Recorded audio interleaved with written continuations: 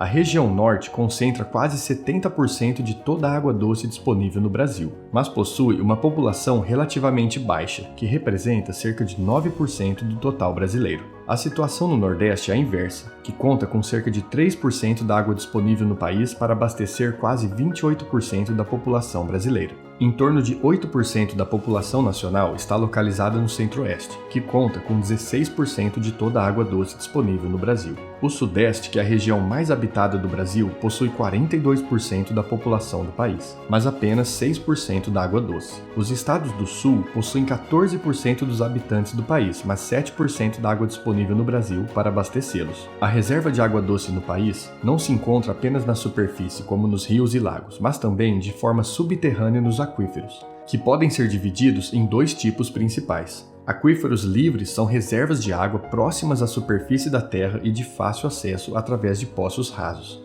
Já aquíferos confinados são reservas de água sob pressão abaixo de uma camada de rocha impermeável.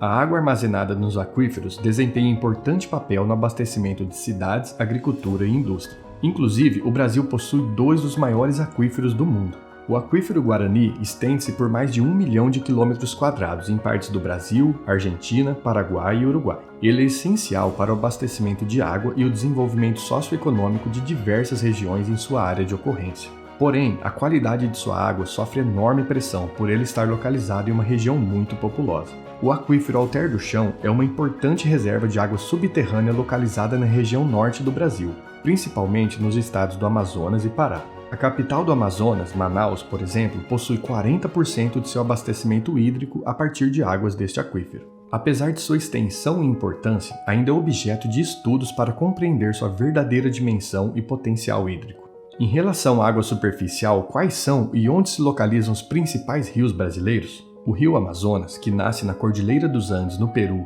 e banha os estados do Amazonas, do Pará e do Amapá, é o mais extenso do mundo, com quase 7.000 quilômetros de extensão. Além disso, ainda é o rio com maior vazão do mundo e sua bacia hidrográfica, com incríveis 7 milhões de quilômetros quadrados, é a mais extensa do mundo e abrange 8 territórios sul-americanos e 7 estados brasileiros. As águas do Amazonas são propícias para navegação, o que o torna muito importante para o transporte de cargas e pessoas na região.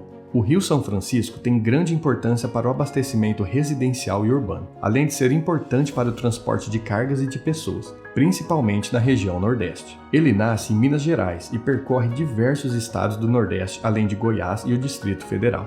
A transposição de suas águas é um projeto do governo federal que envolve a construção de canais, barragens e estações de bombeamento para desviar parte do fluxo do Rio São Francisco para alguns estados do Nordeste, buscando mitigar os efeitos da seca e promover o desenvolvimento econômico e social da região. Ainda, 5 hidrelétricas estão instaladas no Velho Chico, com destaque para as usinas de Sobradinho e Paulo Afonso, ambas na Bahia. O Rio Paraná, que nasce entre os estados do Mato Grosso do Sul e São Paulo, atravessa 2 das regiões mais populosas do Brasil, que são o Sudeste e Sul, até chegar à fronteira do país com o Paraguai e com a Argentina.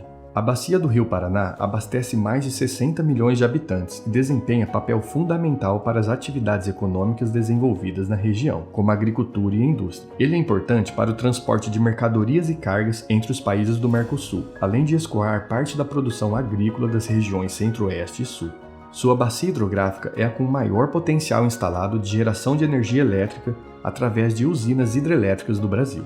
Se você quiser saber mais sobre as matrizes energética e elétrica brasileiras, assista o nosso vídeo sobre o tema que eu vou deixar o link aqui no final deste vídeo. Outros importantes rios brasileiros são o Madeira, o Xingu, o Araguaia, o Tocantins, o Tietê e o Paraguai. Eles desempenham papéis essenciais no abastecimento da população local. Todos esses rios e diversos outros compõem o Sistema Brasileiro de Hidrovias, presente em todo o território nacional e responsável pelo transporte de pessoas e cargas, com grande importância no transporte de produtos agropecuários para outros países vizinhos e portos nacionais para que sejam exportados. Por fim, uma curiosidade: o Rio Azuis, localizado no Tocantins, é o menor rio do Brasil e o terceiro menor do mundo. Com apenas 147 metros de extensão, ele é uma atração turística da região. Quais são os principais consumidores de água do país? Em 2022, a retirada total de água estimada no Brasil foi de 64 trilhões de litros no ano. A agricultura é disparada a maior consumidora de água no Brasil, usando cerca de metade do total nacional para irrigar extensas áreas agrícolas. O segundo maior consumidor é o abastecimento urbano, que representa a água que chega às nossas casas. Ele utiliza 24% do total, seguido pela indústria, que usa 9% do total nacional para diversas finalidades e em diferentes etapas do processo produtivo. Outras classes que completam o consumo de água no Brasil são o uso animal, com 8%, as termoelétricas, que usam 5%, o abastecimento rural, com quase 2%, e a mineração, que também utiliza quase 2% do total nacional. Em relação às regiões do Brasil, o Sudeste lidera o consumo de água, com 1/3 do total, seguido pelo Sul, com 24% do consumo nacional. Em seguida vem o Nordeste, com 23%. O Centro-Oeste usa cerca de 10% do total, enquanto a região Norte utiliza 9%. Entre os estados, o Rio Grande do Sul é o maior consumidor nacional, com cerca de 17% do total do país. Se somarmos a ele os estados de Minas Gerais com 13%, São Paulo com 12% e a Bahia com 9%, chegamos à conclusão que 4 estados brasileiros utilizam mais da metade de toda a água consumida no Brasil. No que diz respeito à população, cerca de 32 milhões de brasileiros estão desconectados da rede pública de água e não contam com acesso à água tratada. Entre os que têm acesso à rede pública, cerca de 30 milhões ou 18% são abastecidos por águas subterrâneas, enquanto os mais de 140 milhões restantes, ou 80% do total, recebem seu abastecimento de fontes superficiais. Cerca de 90% das populações de estados do Sudeste, Sul e Centro-Oeste têm acesso à água tratada, enquanto no Nordeste esse número cai para 75% e apenas 60% na região Norte. Apesar dessa relativa abundância de água doce no território nacional, o Brasil enfrenta grandes desafios em relação à qualidade da água. Cerca de 90 milhões de brasileiros ainda não têm acesso a serviços de coleta de esgoto. Estados do Sudeste oferecem esse serviço a cerca de 82% de seus habitantes, enquanto 62% da população do Centro-Oeste e menos da metade da população do Sul do Brasil contam com esse serviço. A situação é mais crítica no Nordeste, onde 30% das pessoas têm coleta de esgoto, e alarmante no Norte, onde apenas 14% da população tem seus esgotos coletados. Além disso, apenas 46% dos esgotos produzidos no país passam por tratamento adequado. Aliás, estima-se que o equivalente a 5.000 piscinas olímpicas de esgoto sem tratamento sejam jogados por dia na natureza só no Brasil, o que o torna o maior poluente da água no país. Alguns produtos químicos empregados na agricultura são altamente tóxicos e constituem a segunda maior fonte de contaminação da água no Brasil.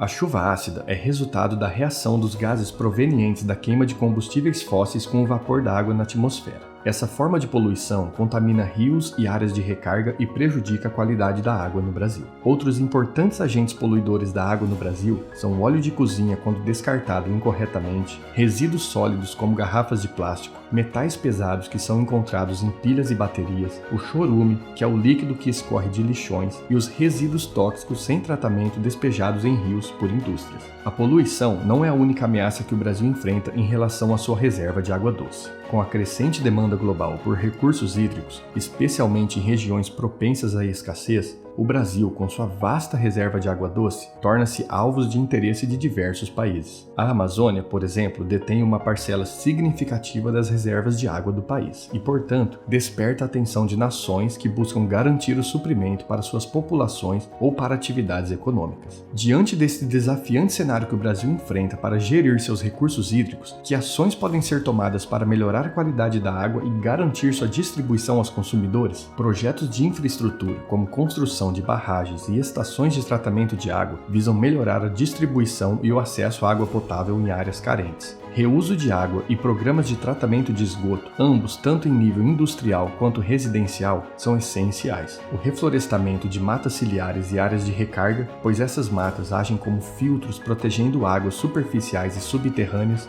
Outra forma de abastecer a população com água potável é através de sistemas de dessalinização, que é a remoção do sal da água do mar e sua filtragem para produzir água potável de qualidade. Esses sistemas estão presentes em todos os estados do Nordeste, além de Minas Gerais, e deve ser implantado em Ilhabela, no litoral de São Paulo. Após esse panorama sobre a água doce no Brasil, vimos que a abundância de recursos hídricos é um privilégio inestimável para o nosso país. Porém, o Brasil enfrenta grandes desafios para abastecer toda a sua população com água tratada, oferecer coleta de esgoto e melhorar a qualidade de sua água. Isso tudo requer uma gestão responsável com a participação de diversos setores da sociedade na tomada de decisões para garantir a preservação deste importante recurso para as gerações futuras. Se você gostou de se informar através de mapas e infográficos, considere deixar seu like e se inscrever no canal. Assim você nos ajuda a continuar produzindo conteúdo de qualidade. Muito obrigado e até o próximo episódio do Mapalogia.